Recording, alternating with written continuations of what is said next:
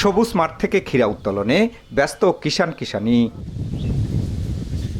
ঠাকুরগাঁও সদর, বালিয়াডাঙ্গি ও রানীশঙ্কল উপজেলা সহ বিভিন্ন এলাকায় একই চিত্র। উৎপাদিত ক্ষীরা সংগ্রহের পর আবাদি জমির পাশেই স্তূপ করে রাখা হয়। পরে খোলা আকাশের নিচে পুকুরের আদলে সামান্য পানিতে কোদাল দিয়ে কাটা হয় ক্ষীরা।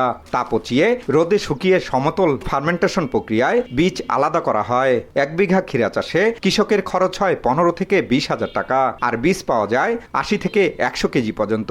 লাভ হয় 70 থেকে 80,000 টাকা।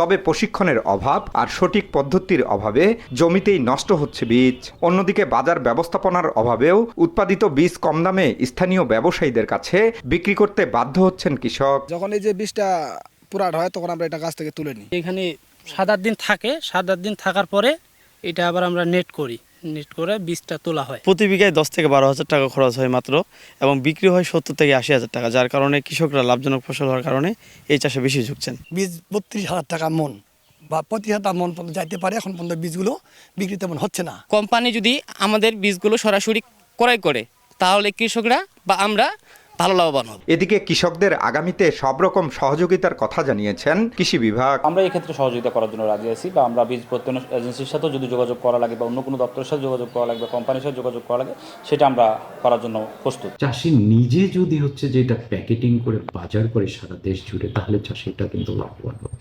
আমরা চাষিটাকে ওই বিষয়ে পরামর্শ দিচ্ছি, ওই বিষয়ে প্রশিক্ষণ দিচ্ছি। কৃষি বিভাগের তথ্য মতে জেলায় 22 হেক্টর জমিতে ক্ষীরার আবাদ হয়েছে, যা থেকে 13,500 মেট্রিক টন বীজ উৎপাদনের আশা তাদের। জিয়াউর রহমান বকুল, সময় সংবাদ, ঠাকুরগাঁও।